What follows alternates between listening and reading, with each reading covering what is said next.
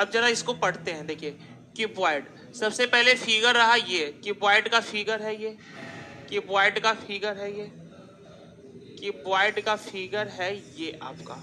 अब जरा ध्यान से देखिएगा क्यूबॉइड का फिगर। सबसे पहले क्यूबॉइड का परिभाषा देखते हैं। क्यूबॉइड, क्यूबॉइड का परिभाषा, क्यूबॉइड लिखिए। क्यूबॉइड एक ऐसा, ऑनलाइन वाले आप सभी लोग भी लिखिए, क्यूबॉइड एक ऐसा 3D आकृति है। क्यूबॉइड एक ऐसा 3D आकृति है, 3D आकृति है जिसका जिसका लंबाई जिसका लंबाई चौड़ाई जिसका लंबाई चौड़ाई और ऊंचाई जिसका लंबाई चौड़ाई और ऊंचाई और ऊंचाई और ऊंचाई अलग अलग होता है। ऊंचाई अलग अलग होता है, अलग अलग होता है। क्यूबॉइड एक ऐसा 3D आकृति है जिसका लंबाई चौड़ाई और ऊंचाई अलग अलग होता है। ठीक है, चलिए अब लंबाई चौड़ाई और ऊंचाई अलग अलग होता है तो देखिए ये आपका रहा लंबाई, ये रहा आपका लंबाई, ये रहा आपका चौड़ाई, ये रहा आपका चौड़ाई और ये रहा आपका ऊंचाई, ये रहा आपका ऊंचाई, ये रहा लंबाई, ये रहा चौड़ाई और ये रहा ऊंचाई। चलिए अब यहाँ पर भी वही हाल होंगे जो हम सभी लोग पढ़े थे। घन में कितने फलक होते हैं? 6 फलक। तो घनाभ में भी फलक होंगे 6, घनाभ में भी 6 फलक। उससे पहले हम लोग ये समझेंगे घनाभ, घनाभ का अर्थात क्यूबॉइड का घनाभ का प्रत्येक फलक, घनाभ का प्रत्येक फलक, प्रत्येक फलक, घनाभ का प्रत्येक फलक आयत होता है। घनाभ का प्रत्येक फलक आयत होता है, घनाभ का प्रत्येक फलक आयत होता है। अब हम सभी लोग ये देख लेंगे घनाभ में कितने फलक, कितने फलक, कितने फलक। तो घनाभ में फलक की संख्या होते हैं 6।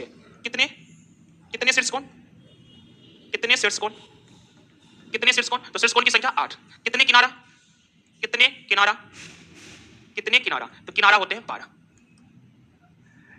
घनाभ का प्रत्येक फलक आयत होता है। कितने फलक होते हैं? 6 होते हैं। कितने शीर्षकोण होते हैं? 8 होते हैं। कितने किनारा होते हैं? तो 12 को किनारा होते हैं। इसके अलावा अब हम सभी लोग पढ़ते हैं थोड़ा सा इसके फॉर्मूला के बारे में। घनाभ का आयतन, घनाभ का आयतन, घनाभ का आयतन बराबर होता है LBH। घनाभ का आयतन बराबर लंबाई गुने चौड़ाई गुने ऊंचाई। फिर हम सभी लोग पढ़ेंगे घनाभ के चारों दीवारों, घनाभ के चारों दीवारों, घनाभ के चारों दीवारों का क्षेत्रफल। घनाभ के चारों दीवारों का क्षेत्रफल होता है कितना? 2 इंटू लंबाई प्लस चौड़ाई इंटू का कितना? ऊंचाई। घनाभ के चारों दीवारों का क्षेत्रफल होता है 2 इंटू लंबाई प्लस चौड़ाई इंटू का ऊंचाई। फिर हम सभी लोग पढ़ेंगे घनाभ का संपूर्ण पृष्ठीय क्षेत्रफल, घनाभ का संपूर्ण पृष्ठीय क्षेत्रफल, घनाभ का संपूर्ण पृष्ठीय क्षेत्रफल, घनाभ का संपूर्ण पृष्ठीय क्षेत्रफल क्या हो जाएगा? 2 इंटू LB प्लस कितना? BH प्लस कितना हो जाएगा? HL। 2 into LB plus BH plus क्या हो जाएंगे? HL। उसके बाद हम सभी लोग पढ़ेंगे घनाभ का विकर्ण। अगला लिखिए घनाभ का विकर्ण। नहीं लिख रहे हैं आप लोग तो क्या कर रहे हैं? थोड़ी का चलिए जल्दी छापिए, सब बैठ के छापिए छापिए सभी लोग क्यूबॉइड। हम लिख रहे थे, आप लोग सो रहे थे ना।